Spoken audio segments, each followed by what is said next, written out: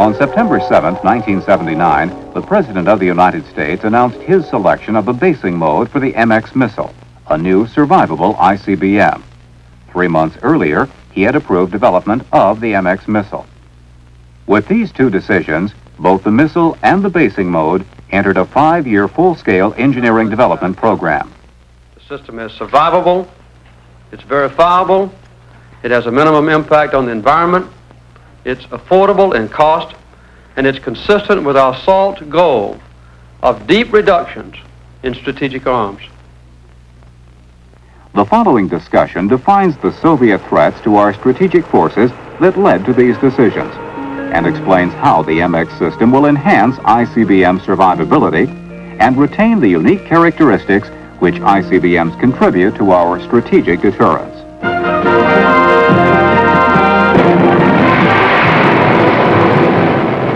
For 20 years, the strategic deterrent power of the United States has rested on a three-pronged arsenal of intercontinental ballistic missiles, submarine-launched ballistic missiles, and our heavy bomber force, commonly called the Triad.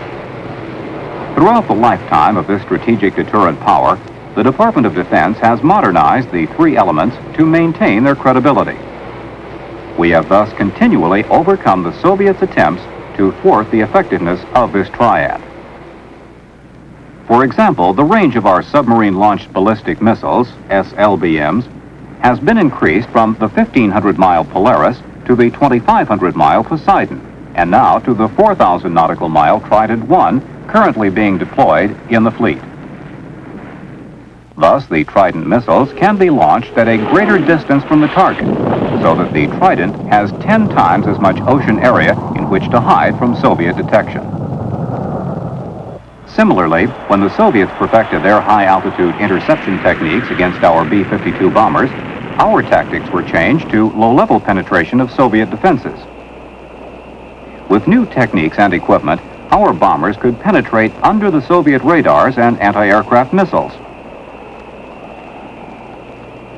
When the Soviets developed look-down and shoot-down interception techniques, we developed and tested the cruise missile. Our B-52s will present the Soviet Union a mixed force of bombers and terrain-hugging cruise missiles.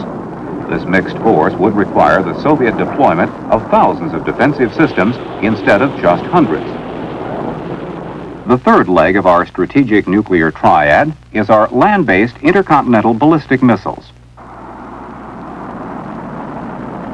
Since the early 1960s, our Titan II and Minuteman ICBMs, buried in hardened vertical silos, have been the cornerstone of the Triad.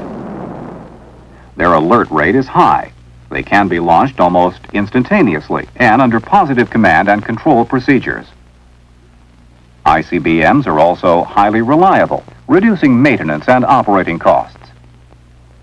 Most importantly, maintaining this ICBM force ensures that the Soviets cannot concentrate solely on defeating the other two legs of the Triad. Today, this ICBM force consists of 54 Titan II missiles, a single warhead heavyweight ICBM, 450 Minuteman II single warhead ICBMs, and 550 Minuteman IIIs, a multiple, independently targeted re-entry vehicle system with 3 warheads. Both the Titan and Minuteman weapons have been modernized and hardened. However, despite these efforts, our ICBMs located in fixed silos are becoming vulnerable to the increasing accuracy and numbers of Soviet missiles. This is the most serious problem facing our strategic forces today. Our intelligence capabilities and verification techniques have determined that the newest Soviet ICBMs, which they are now deploying, have a guidance accuracy and warhead yield combination that seriously threatens the survivability of our current ICBM force. By the early to mid-1980s, the Soviet Union will have deployed enough warheads to destroy 90% of our ICBM force with a preemptive first strike. During this critical period, our missile-carrying submarines at sea are expected to remain undetectable and ride out a first strike and be available for a retaliatory launch. Future Soviet anti-submarine detection capabilities are unknown. Therefore, we cannot simply assume that our SLBM force will remain undetectable forever. Our alert force of B-52s, given adequate warning, can be launched and escape destruction. However, a Soviet SLBM barrage attack might overcome this force on the ground. Additionally, while we have the capability to launch our ICBMs under attack, this option, a hair trigger situation, does not provide crisis stability. This tactic requires highly accurate and reliable assessment of the attack against us and assumes that our warning systems have not been destroyed. We would therefore prefer not to depend on launch under attack, although it is an option we will maintain. Thus, it is imperative we maintain a survivable ICBM force to ensure that if any other Triad components become vulnerable in the future, overall strategic deterrence will not be seriously eroded while we correct the problem. Development of the MX missile with its survivable basing mode will reduce ICBM vulnerability and maintain a strong, credible Triad. The MX has been under advanced development for several years. A three-stage missile, MX will be 70 feet long, 92 inches in diameter, and weigh about 190,000 pounds. MX is the largest new missile permitted under the SALT II agreement, and its 10 warheads and 7,940-pound payload are the maximum allowed under that treaty. The first stage motor will contain a high-energy solid propellant already tested in static firings, along with the new steerable single nozzle concept. The second stage will use a new high-energy solid propellant with another new development, an extendable nozzle exit cone. This nozzle extends at altitude, allowing greater expansion of the exhaust gases, thus increasing performance. The third stage motor also will use an extendable nozzle and a new solid propellant of even higher energy than the lower stages. A liquid propellant fourth stage will provide the maneuvering ability and precision to dispense the 10 warheads to individual targets. The guidance system, based on the Advanced Inertial Reference Sphere concept, has been developed and tested. This system, along with the new computer, will provide MX the flexibility necessary for a ground mobile system. The reentry system will house warheads of the same or better quality than the reentry vehicle previously developed for Minuteman III. The first flight test of the MX missile is scheduled for 1983 from Vandenberg Air Force Base, California, with the first 10 missiles operational in mid-1986. The MX basing mode is a multiple protective shelter system. The planned cluster deployment areas are located in the southwestern United States. This photograph of a typical valley has been retouched to simulate the locations of shelters and roads. The following animation of the basing mode is not drawn to scale, and the shelters and roads have been intentionally enlarged to clearly depict the operation of the system. A cluster road will connect 23 horizontal shelters which support a single MX missile. A specially designed transporter will move the missile in its launcher on unpaved roads between shelters.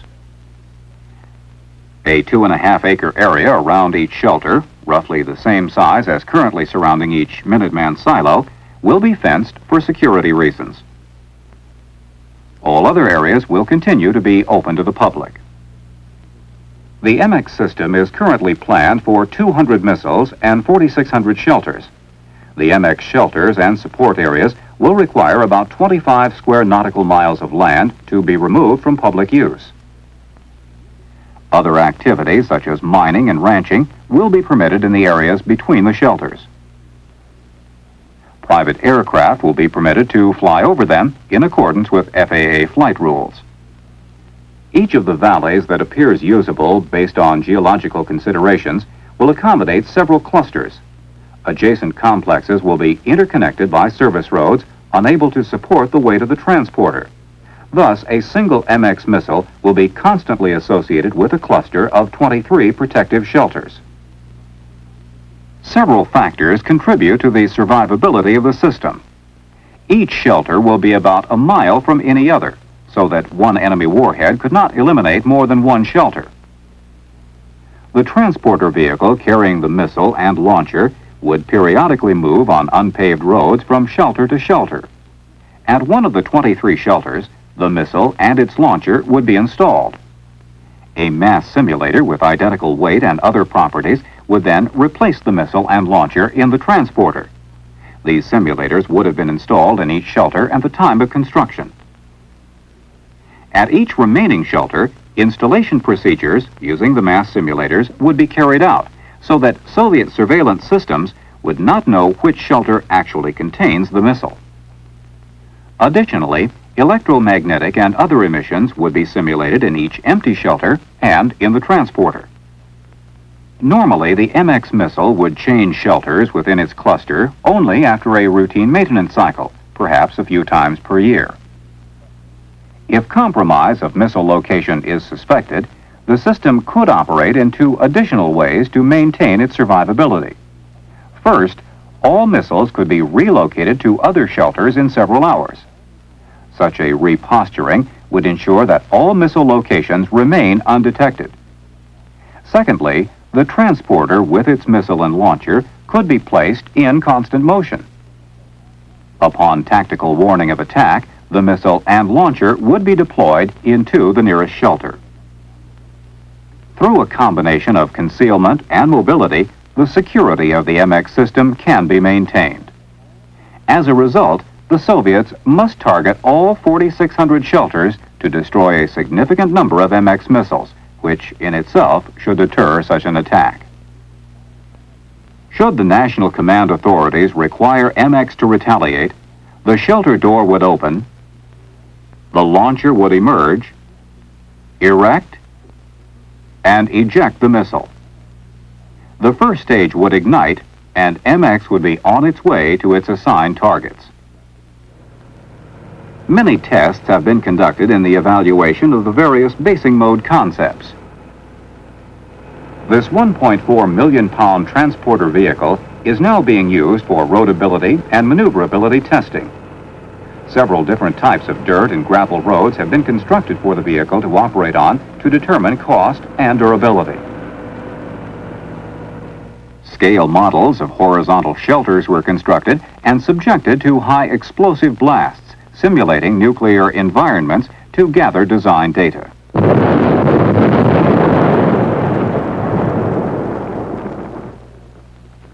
Large sheltered doors were constructed and tested in debris studies. This data is being applied to the current design.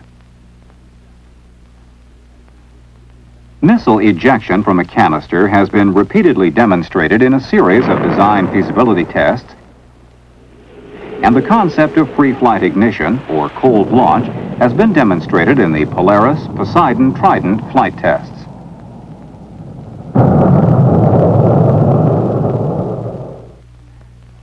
The MX system has been conceived to maximize SALT verification.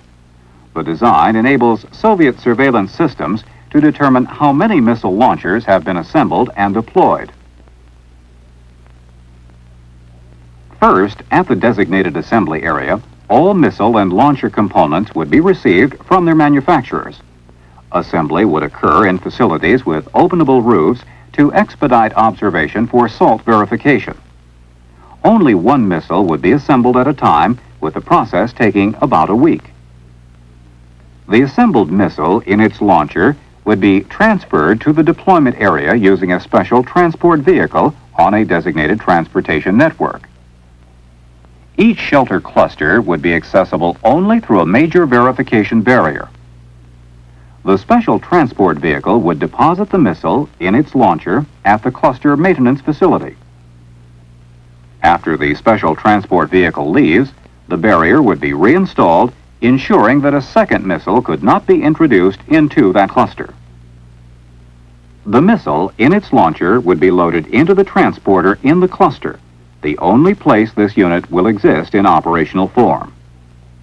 This combined unit would now visit each of the 23 shelters, with the missile and launcher being installed inside one of them and its place in the transporter taken by the simulator. This entire assembly process would be repeated for each shelter cluster and would be reversed should removal of any missile be required. Emplacement of an MX missile and launcher for each set of shelters would complete deployment for that valley. As another verification feature, each shelter would be fitted with ports, which could be removed for inspection. This would allow Soviet surveillance systems to verify the number of deployed missiles. The transporter itself is another aid to SALT verification. Just slightly smaller than this earlier version, at a loaded weight of up to 1.25 million pounds and a length of 180 feet, the transporter will be too heavy and too cumbersome to travel off-road or on other than the specially constructed roads. It would sink into the surface, be trapped by terrain variations, or tip over. Every effort will be made to minimize the environmental impact of the MX. In addition to withdrawing as little public land as possible, the shelters and road networks are being designed to be nearly flush with the ground for maximum landscape blending. It should be remembered that a typical valley with shelters and roads drawn in to actual scale would look like this photo rather than as depicted for clarity in the animation. The required environmental impact studies are underway. 2 have been completed and 2 more are in process, one for selection of a deployment area and the other for a production decision in 1983. There may also be supplemental environmental impact statements. MX will be as energy self-sufficient as possible. Each shelter may require approximately 20 kilowatts of power. To generate the power required, the use of solar or other renewable energy systems, such as geothermal plants and windmills, will be investigated to reduce the need for commercial power. The overall cost of the MX system during its 10-year acquisition period is about $33 billion in 1980 constant dollars. Its operating costs are $440 million per year in 1980 dollars. As a comparison, our Minuteman system cost $40 billion in comparable dollars, and its operation averages about $340 million in 1980 dollars. Our B-52 program cost $54 billion in 1980 dollars, and Trident will cost $39 billion. Since both are manned systems and more labor-intensive, the operating cost of these systems runs about 3 times the cost of MX. MX has been sized within the constraints of SALT II and to a level necessary to maintain the deterrent posture of our strategic triad.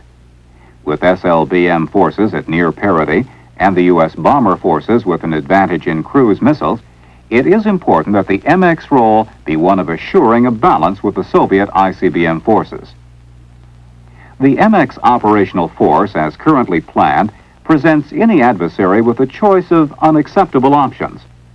If the Soviets choose to attack our triad, excluding the 4,600 MX shelters, they can expect an unacceptable response from 200 MX missiles with 2,000 warheads.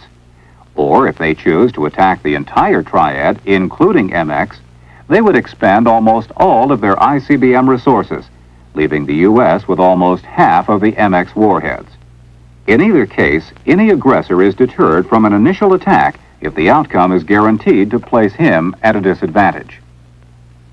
In addition to preserving our deterrent posture without adding more ICBMs to our inventory, MX will provide a new strategic capability to keep pace with possible Soviet force buildups by adding additional shelters instead of missiles. Moreover, the MX system provides the flexibility to deter a high Soviet warhead buildup. We could counter such a Soviet buildup by increasing our shelters in pace with their warheads, or, in the extreme case, by adding a ballistic missile defense to MX if the Soviet actions warranted withdrawal from the existing anti-ballistic missile treaty. In this regard, we plan to construct the basic 4,600 shelters in such a way that an additional 2,000 shelters could be added within the original shelter deployment area. Furthermore, the Air Force and Army are working together to ensure that MX is designed to be compatible with the Army's low-altitude ballistic missile defense system. DoD planners believe such a Soviet force expansion against our shelters would not be attractive to the Soviet Union. In fact, the Department of Defense believes that the MX will provide the foundation to ultimately reduce the number of strategic arms in future arms control agreements. By decoupling force survivability from force size, we have the flexibility to adjust the number of shelters in the face of an expanding threat without increasing the number of missiles. Conversely, we could remove some number of missiles as part of a future arms control agreement while maintaining a constant number of shelters. This is a unique and extremely desirable feature of the MX basing mode. It provides a powerful incentive to the Soviets to seek stability rather than additional firepower. In summary, MX is vitally necessary to the future security of the United States. It sustains our strategic triad and, most importantly, sets the climate for mutual nuclear arms reductions for future arms control agreements. MX ensures our ICBM survivability into the 21st century.